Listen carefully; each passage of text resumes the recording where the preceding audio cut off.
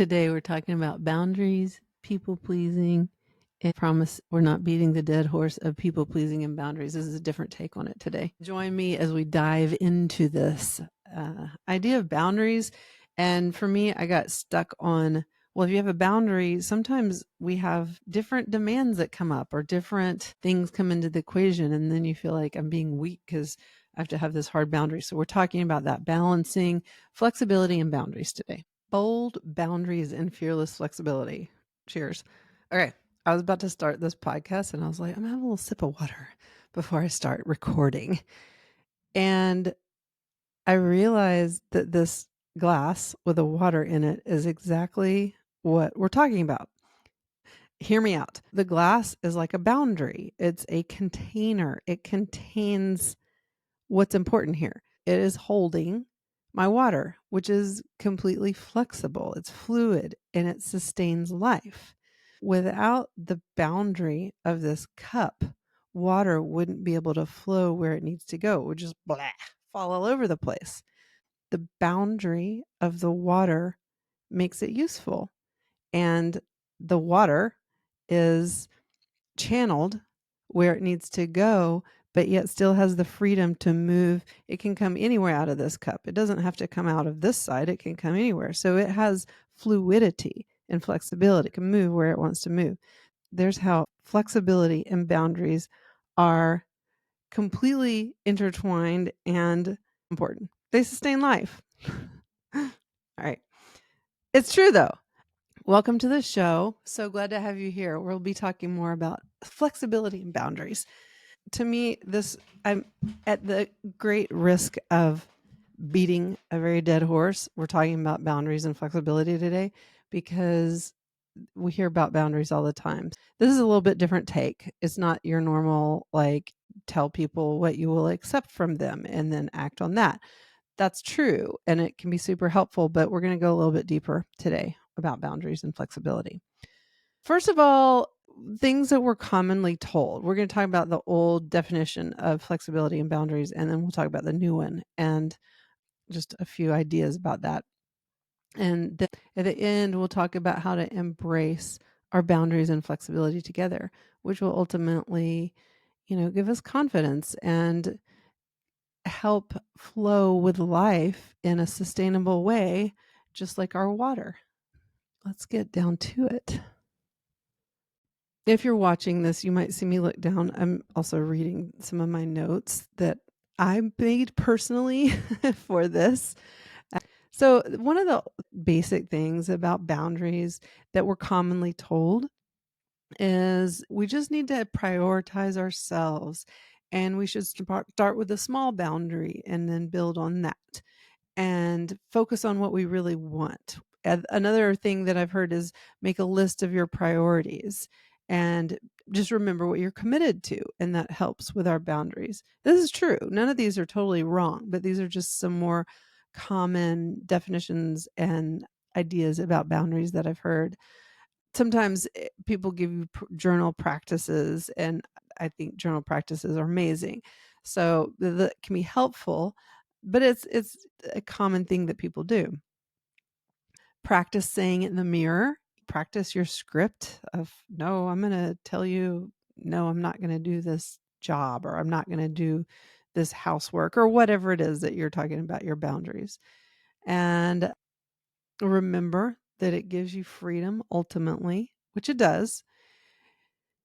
And a lot of us are really desperately longing to be better at this because I think it goes along with compromising our integrity. And this is not an accusation because I'm still working on this too, but we lose confidence when someone is trying to get us to do something and we acquiesce or say, well, okay, I'll go ahead and do it. It's not what I really want to do. And then it's also, the boundaries have multiple levels. So the one is to say no, but beyond that that's where the rub is. And a lot of times I've known I'll say, well, okay, I'll just do it because it's easier than fighting the fight. But ultimately it's not. It's that easy, what's the saying? Easy habits, hard life, hard habits, easy life. And I've come to believe that not having good boundaries is one of the things that gives us a hard life. But I think there's also a certain level of working on your boundaries when they dissipate and it's not a conscious thing to do, like anything we learn. Another part of this is about confidence. And we think we need to build up our confidence, right? To say the things we need to say to enforce our boundaries. And we're told to build your confidence. Oh, focus on your strengths. Think about how great you are in all the different areas. Focus on that. Or stop thinking negative thoughts. I don't disagree with these at all. These are just other things that are told to us about confidence. Focus on our strength. Exercise. I think exercise is amazing. Act confident. Do the confident stance that I forgot her name, but she wrote the whole book, I think a book or study about how to stand confidently. I know it was a TED Talk. Dress to look confident. So it's almost like to feel confident, we're going to be perceived by others to feel confident, which isn't, of course, you feel good when you're dressed nicely put together. But I haven't found that other people's perception of me looking professional adds to my confidence. I would feel unconfident. It's kind of like well, they talk about dissatisfiers at work, right? Like things they talk about. Pay is not a satisfier, but it's a dissatisfier within, a certain pay, which is appropriate for what you're doing.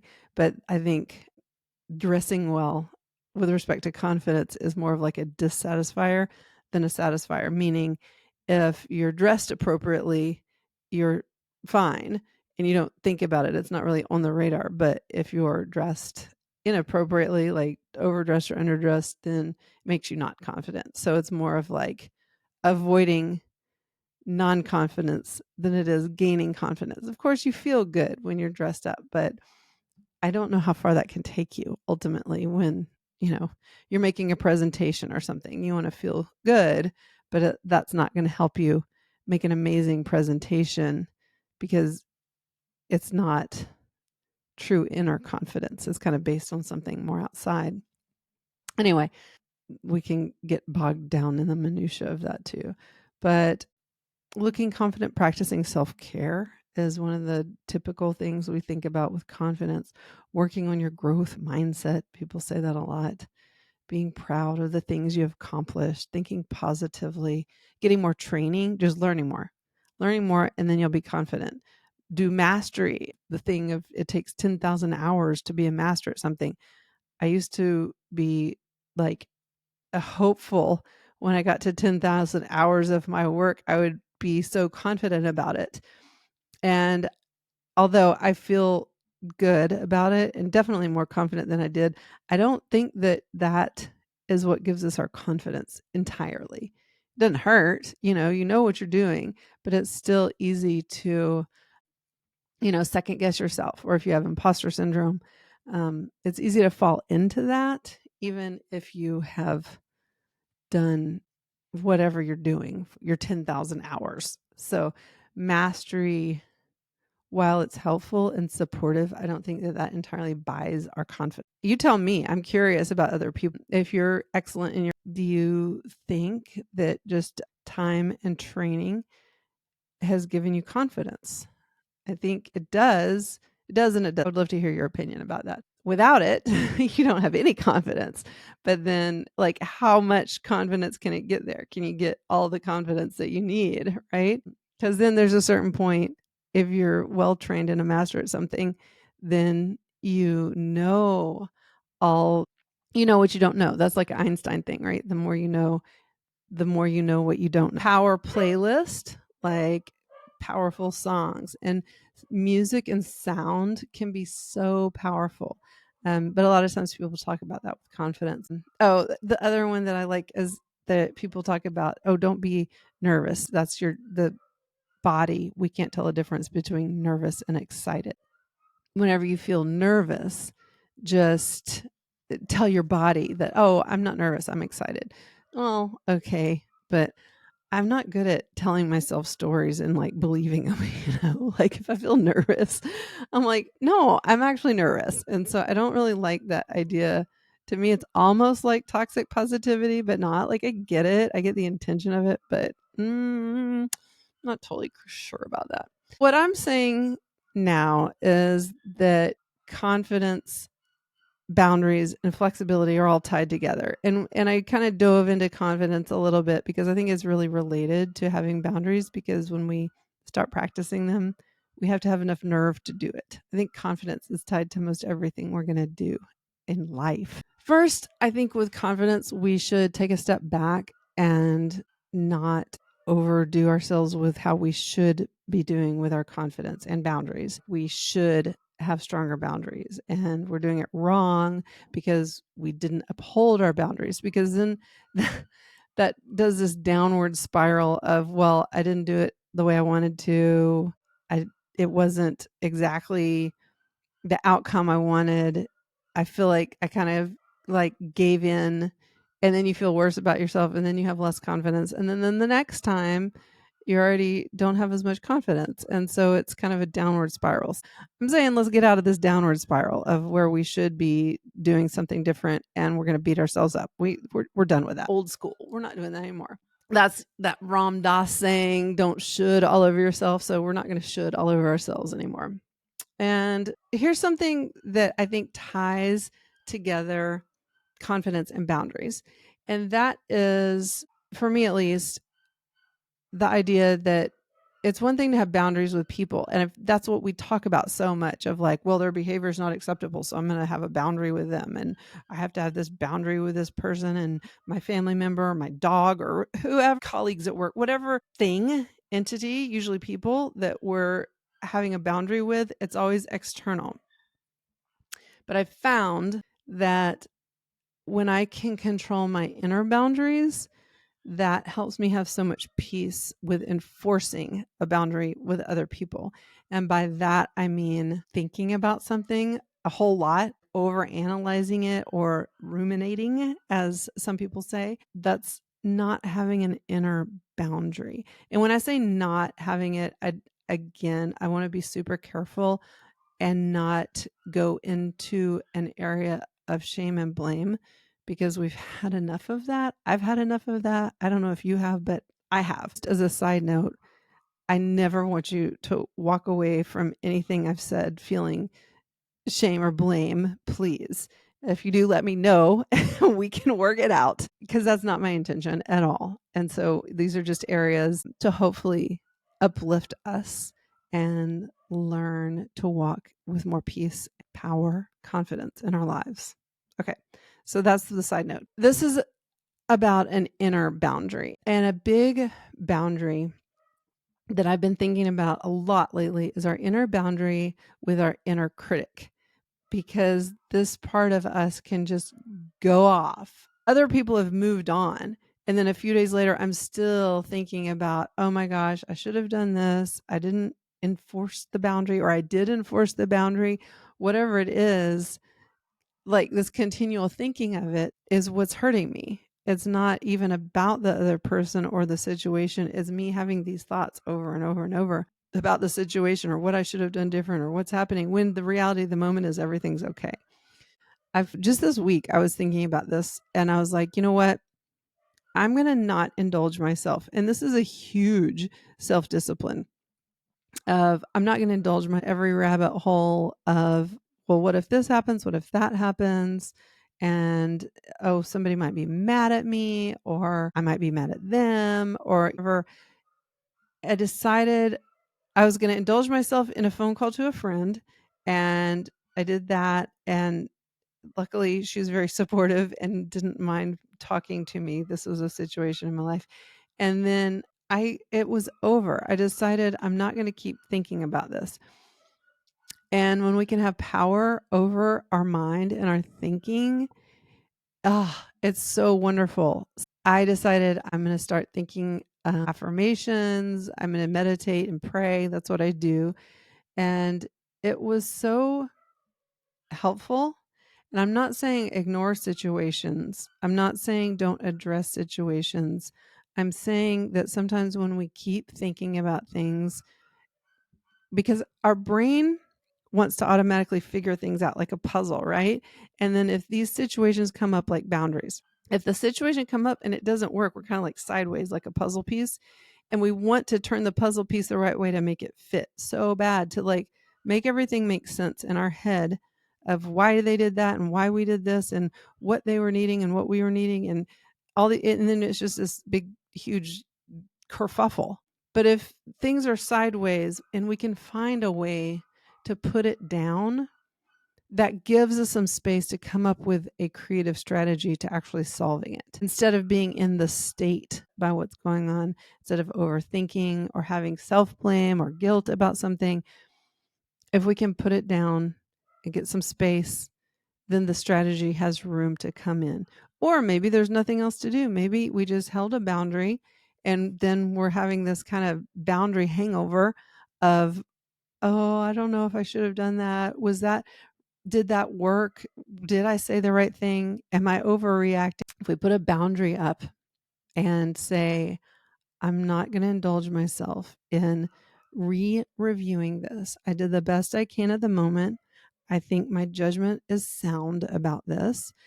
You can pray that your judgment is sound, pray for wisdom, whatever it is that you need to settle yourself. But there's a skill in learning to settle ourselves with a shade of the whole thing not being entirely rectified. At least that's something that was helpful for me to realize. And actually, I just heard this week also this other tip, and I wish I could remember the creator who I heard this from, and I can't. If you know, let me know. They said, instead of saying, is this reasonable? Like, is what the other person is doing or saying or acting, what they're doing, is that reasonable? Because I know I've spent a lot of time doing, is this reasonable? Am I asking too much? Am I asking too little? Are they asking too much? Are they asking it? Instead of doing that, saying, am I comfortable with this? Does this feel good to me? And it simplifies it so much, because instead of like doing this outer thing of, are they okay? Am I okay? I don't know. Instead of doing that, just say, is this okay with me? And if it's not, that is legitimate. Please know, if something is not okay with you, it's legitimate. Because I think we're gaslighted, especially as women, that, oh, you're just being emotional about it. Well, there's a reason. Sometimes we get emotional and that's okay. I'm not saying to act out of your emotions all the time, but I'm saying we have reactions to things, and it's not a bad thing to not want to go along with somebody else because you have a feeling about it. So, for the record, that's so it's good to have your boundaries. Letting our thoughts go and the lack of boundaries. It's almost like we're lacking sovereignty over our thoughts. And I've been thinking about this a lot because one of the things I work on in myself is being even-minded. And I think I have been over the course of my life, up and down, somewhat emotionally. And like, so I in adulthood, feel like I've really focused on emotional regulation and nervous system regulation, a lot of things. But this idea of sovereignty over my thoughts is so exciting to me, because it's just a huge relief. I don't have to sit around and worry about things if I don't want to. And I think for a long time, I had this belief that if a thought came up, follow it. Like, oh, should I have said that today at work? Should I have said my kid's baseball game? Were they offended that I sat in the wrong place? And instead, I don't have to follow that strand if I don't want to. It's such a peaceful, pleasant way to live, to be like, no, where I'm sitting in the baseball game doesn't matter, and I'm good. So I'm going to let that go and intentionally redirect. And that's an important thing too. We can't just say, I suppose some people can, that are very skilled at clearing their mind. But for me, at least, I need to redirect myself. It's like at my brain is going and going. And so I'm like, okay, we're not going to think about that right now. Here's where we're going to focus, and let's do something constructive with our time and mental energy, instead of having no boundaries, and it's like the water, like my thoughts are just like they go around. But if I have some boundaries within myself, it keeps things constrained so that my thoughts are my servant, not my master. They are sustaining life, not ruining it, spilling everywhere, tearing things apart, right? And then another part of boundaries is our state. And Tony Robbins talks about our state all the time. And I've listened to Tony Robbins since I was a teenager. That's 40 years, 50, 30, 40 years. Anyway, a long time. And our state, I was listening, I was thinking about Taylor Swift because she was saying in her interview that ran the whole time on the treadmill singing all her songs. So her songs were part of her, and she got it into her body and her learning that way. And so she could enjoy the concert and be with concert goers and interact with them more while she was singing. And I was thinking about this in terms of our boundaries and how a lot of us didn't learn this growing up. And so it is necessary to like really practice and really say, I don't know, what am I going to do? Maybe I do need to look in front of the mirror and talk to myself. But I do think there's a certain point where we can practice it and get into a state where we're comfortable. We're more comfortable with it. And part of that is having a regulated nervous system and having confidence and knowing that we have the ability, whatever the outcome is, to handle it. I think a lot of times we aren't sure in ourselves that we're going to be able to handle the outcome. And that's part of inner critic, or the thing in us that keeps us alive. But it can also do some pretty destructive things if it's not kept in check. So what I'm saying is boundaries are more of an outcome than a cause. So if we are regulated and comfortable and confident in our own skin, and we know who we are and what we stand for, the outcome of that will be boundaries. And I'm a little concerned that we try to do this backwards of saying, I'm going to have boundaries. And if we don't know who we are and what we stand for, just flat out, that part gets wobbly. The boundaries part gets wobbly. But if we know who we are, if we get on the treadmill like Taylor Swift and sing, this is who I am, like these are my values, this is my mission in life, this is what I'm about.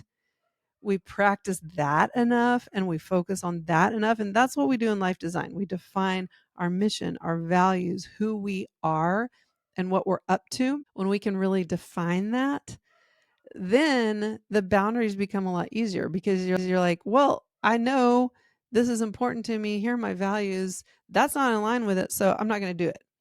And then we have this, thing where we don't let our thoughts go amok, and we have sovereignty over our own thoughts. And yeah, that creates a pretty good place to live in our brain and our. The other part about fearless flexibility is that we need flexibility. One thing in life that's super important is knowing that we have choice. When we don't have choice, we feel trapped, and that is just like our nervous system.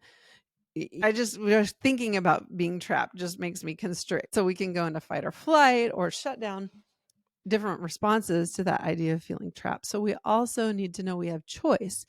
And by that, that's what I'm saying. We need some flexibility. I don't think most of us want to live this black and white, here's my rules. Sometimes there's hard lines of boundaries, of course. But to me, the boundaries that get me in my thinking are the ones that are a little bit more gray. And those are the ones that we can hold the boundary, but also have some flexibility around it. I'm going to go to bed at 8:00. And if you want this chore around the house done, sure, I'm happy to help with that, but we're going to have to do it at a different time.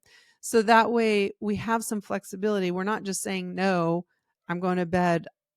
That's the end of the story. We can say like this, we have a different way to handle it. We have this boundary, and the boundary is not going to move because it's something that's important to us to get the right amount of sleep for our physical health or rest and things we need, right? But then we have the flexibility, like the water, to come up with different strategies to make it work for everybody, which is the fun. Like, that's so fun. I don't think anybody, unless people are just intentionally attacking you or something, which that would be a very hard boundary. But if they're not, and you want to work together with them, instead of this thing where you're pushing fist to fist, pushing against each other, it's a way to turn and go with each other while maintaining your boundary, while maintaining your autonomy, while maintaining your own choice. It can still connect with the other person and have some flexibility about having a creative strategy to figure out what everybody needs and how to accomplish that. And so we have these two very, very basic needs for flexibility and boundaries. And I contend that boundaries is this very base level in our brain, because that's protection, right? Anytime we need a boundary, we need protection. And some of us grew up not really learning that as much, and then we have to learn it in adulthood. But we don't want it so rigid that we aren't able to have some movement where we can create different ideas and have some creativity and respond.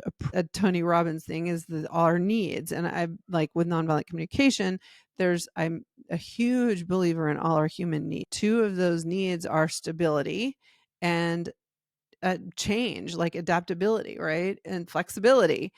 And so there's two very important needs, and they don't have to be mutually exclusive. They can exist at the same time. And that's actually the fun and the joy, to figure out how our stability, our boundaries can exist at the same time as our flexibility exists, like the water, because that's what sustains life. And that's where we meet each other, and that's where we connect. In that rigid, there are, like a stone, there are things that we need to have boundaries about, that we need to hold tight to, our moral compass, like things that are ethically important to us. That's very important to stand firm in. But there's also an area of flexibility. I'm not saying, please don't take it that I'm saying be flexible with your boundaries. That's not what I'm saying. I'm saying be thoughtful and discern when to stand firm in something and when to have some flexibility with yourself and other people, because then you can sustain life. I'm inviting you to enjoy and participate in this dance of bold boundaries and fearless flexibility, because that is the juicy, fun part of life. That's where we can live our authentic selves the most, because we can have our strong foundation of what we believe in and who we are, but also have some flexibility to address what comes up in the moment, who appears, what situation happens. Integrating those two is how we elevate our life. We design this into our life to live out who we are. To successfully navigate life, we have to integrate our strong foundation, our strong boundaries, and flexibility to use our judgment and see what's happening in that moment. Okay, I'll tell you one more story. This is something I've heard advice. I've studied the Bhagavad Gita and some ancient Indian texts. I've studied different things like that in addition to all the different books I've read. But one of those, I think maybe it was Gandhi, they were talking about nonviolence. And I think it was the Bhagavad Gita. It was that argument of, like, if someone comes into a town and starts killing people, should you kill them or not? And that's this debate of, like, what does the divine want us to do? What does God want us to do? What's the right thing to do? What should we do? And people want an answer for that. And what I learned is that we may not know that in ahead of time, but if we know who we are in the moment, we are able to make a good decision at the time. And that's why meditation practice, whatever you do as a practice for a connection with something bigger than you, for me, it's meditation or prayer. could be, but it's that practice of that long term. When you're doing that, then you'll be prepared for the bigger things in life. So that's sort of a side note, but I think it's important in the integrating the boundaries and flexibility, because we have our boundaries. But when we practice a meditation or prayer, when we practice these grounding things, when we practice knowing who we are, when we practice discipline, when we practice these values that are so important to us, then we don't have to have the whole plan figured out. We have confidence, it builds our confidence, but we know we will have the confidence to deal with any situation that comes up. This interconnection of boundaries and flexibility is a way to live a very rich, meaningful, purposeful, powerful life where you are practicing holistically your values and your mission and your purpose, what you really believe in. And I have enough faith in humanity to believe that if we all did this, we would go in the right direction. And I think a lot of people, we're not going in the right direction right now. But I think if we really focused on living our highest values each individually, it would make a huge, huge difference in the world right now. So thanks for joining me today. I will see you next time. I'm going to start a series about the different areas of our life and, applying life design to all these different areas of our life. We'll be talking about career, home, physical environment, finances. I'll do a podcast on each topic. So join me for those. I'm really excited about it and can't wait to share more. Thank you. Are you feeling overwhelmed by the countless decisions life is throwing your way? Are you tired of the busy home with kids, laundry to do, meals to prepare, and a busy, high-achieving career? Do you want a deeper connection with your partner? If so, the 1-hour Living True by Design coaching session is just for you. It is your guiding light. During this 1-hour coaching call, you'll get a personalized, actionable plan. There will be concrete steps for you to take to step back into your power to be authentic and own your most authentic life and be true to you. Together, let's embark on a journey to design the life you've always envisioned.